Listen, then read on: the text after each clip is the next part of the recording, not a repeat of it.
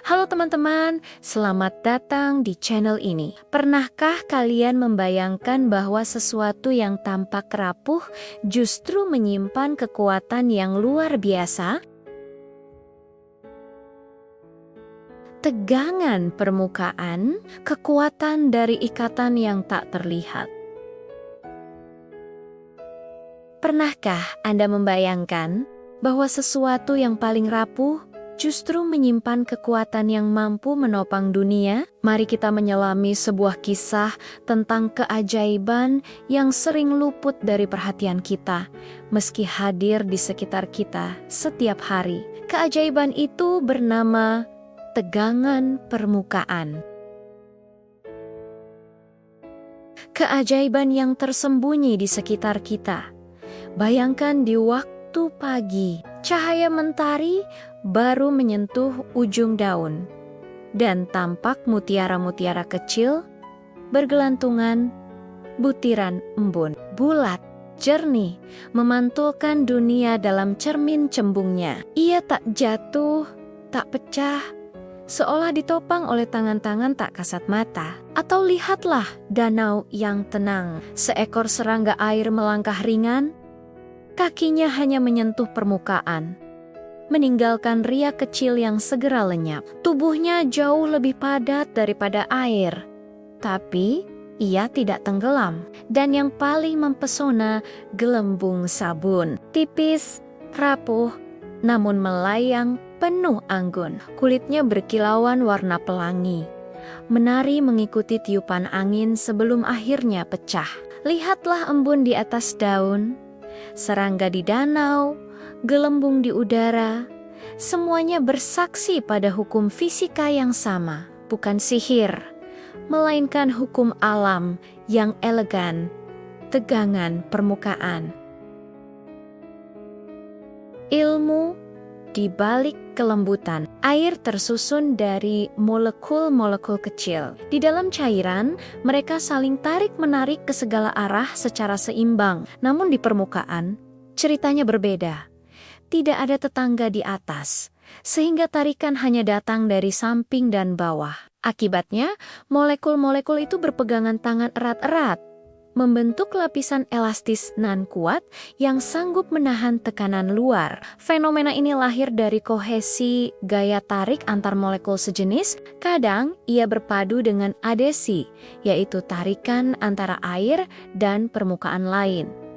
Itulah sebabnya embun menempel erat di daun, dan di baliknya ada konsep energi permukaan, yaitu energi yang membuat permukaan cairan seakan enggan diperluas. Fenomena ini ternyata bisa kita atur. Sabun, misalnya, sengaja kita tambahkan untuk menurunkan tegangan permukaan air, agar kita bisa meniupnya menjadi gelembung-gelembung yang menari. Dari sini kita melihat bahkan hal yang sederhana seperti tetesan air menyimpan hukum-hukum alam yang indah.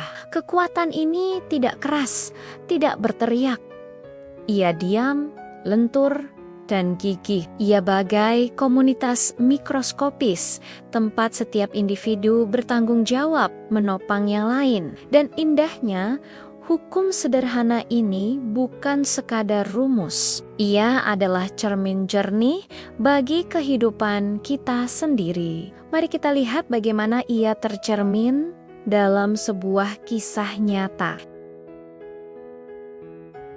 Kisah dari ruang kelas yang retak. Bayangkan, sebuah sekolah kecil di sudut kota, sering dijuluki sekolah titipan. Ruangannya usang, cat dinding mengelupas, jendela berderit bila angin berhembus. Suara riuh dan nada pasrah memenuhi udara. Murid-muridnya sering dicap nakal, sulit diatur, dianggap tak punya masa depan. Mereka bagai genangan air keruh, molekul-molekul yang ingin tercerai-berai, melesat ke pinggir, dan menghilang.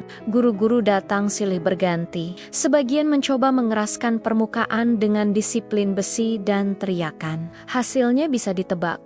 Semakin ditekan, semakin liar perlawanan mereka. Seperti air yang dipukul, mereka justru memercik, meletup, dan berantakan. Lalu, Datanglah seorang guru baru, masih muda, wajahnya dibayangi idealisme. Ia pun mencoba cara yang sama, aturan ketat, hukuman keras, kontrol yang kaku. Tapi yang ia dapat hanyalah tatapan sinis, bisikan nakal, tawa yang pura-pura ditahan. Kelas itu bagai menolak kehadirannya. Semakin ia keras, semakin gaduh suasana. Hingga suatu siang, di puncak keletihan dan hampir putus asa, ia duduk sendiri. Apakah aku salah? Apakah semua usahaku sia-sia? Batinnya bergema. Ia merasa bukan lagi guru, tetapi seorang yang kalah dan terpojok.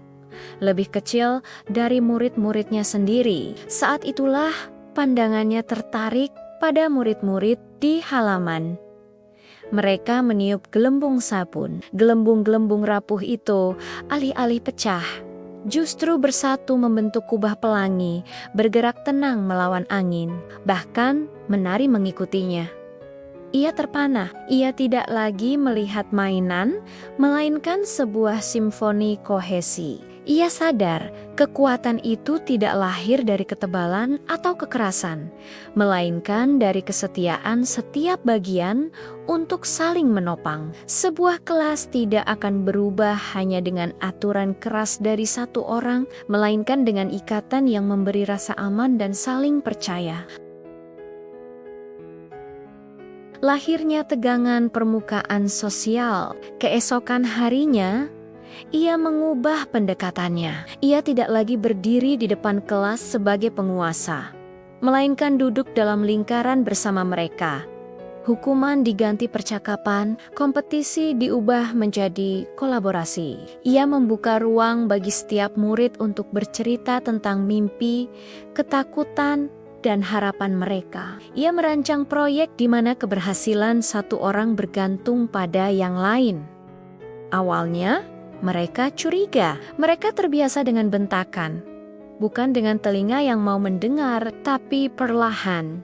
Sesuatu yang ajaib mulai tumbuh. Seorang anak yang pandai matematika, membantu temannya yang tertinggal, yang kuat membela yang lemah dari perundungan. Untuk pertama kalinya, ada murid yang mengangkat tangan bukan untuk bercanda, melainkan untuk bertanya sungguh-sungguh. Tawa yang dulu penuh ejekan, kini menjadi tawa yang merekatkan. Sebuah tegangan permukaan sosial pun lahir.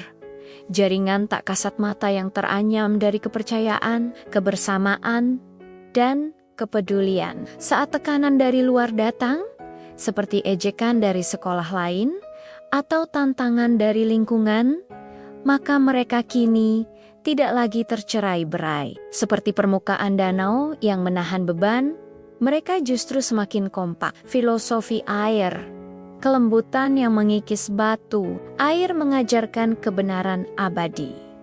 Kelembutan bukanlah kelemahan. Air, elemen paling lembut di bumi, mampu mengikis batu, membentuk ngarai, menopang kapal-kapal raksasa. Kekuatannya tidak terletak pada kekerasannya, melainkan pada kemampuannya untuk bersatu, mengalir bersama, dan menegang saat diperlukan. Begitu pula kita sendiri, kita rapuh, namun bersama kita mampu menahan badai. Dalam keluarga, tegangan permukaan hadir sebagai cinta, kesabaran, dan kenangan indah yang menjahit kita menjadi satu. Dalam komunitas, ia tumbuh sebagai rasa saling memiliki dan solidaritas. Dalam tim, ia adalah komunikasi jujur dan kepercayaan yang dibangun setiap hari. Dalam diri, ia adalah integritas, keselarasan antara nilai, prinsip, dan emosi yang membuat kita tetap utuh di tengah tekanan. Seperti sang guru yang menemukan pencerahannya dari gelembung sabun, kita pun bisa belajar. Perubahan sejati lahir bukan dari kekerasan, melainkan dari kelembutan yang saling menopang. Itulah tegangan permukaan yang menjaga harmoni hidup kita. Epilog, bisikan dari embun. Maka, lain kali Anda melihat embun menggantung di ujung daun, serangga melangkah di atas air, atau gelembung sabun menari di udara? Berhentilah sejenak. Ambil, dengarkanlah bisikan halus alam. Kekuatan terbesar tidak datang dari kerasnya individu, tetapi dari lembutnya ikatan yang saling menopang. Seperti molekul air yang rapuh sendiri, tapi kokoh bersama. Demikian pula kita, dengan saling menggenggam dalam kepercayaan dan kepedulian, kita bisa menahan beban dunia ini bersama. Kita kuat bukan karena kerasnya diri, melainkan karena setia bergandeng dalam kelembutan. Itulah tegangan permukaan kita.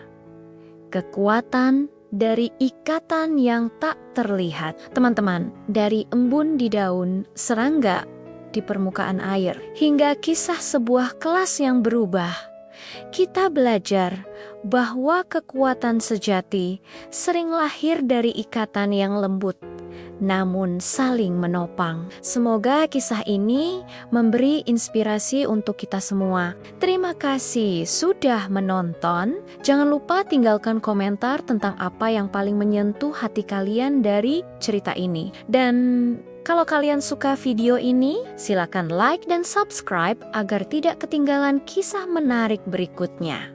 Sampai jumpa di video selanjutnya.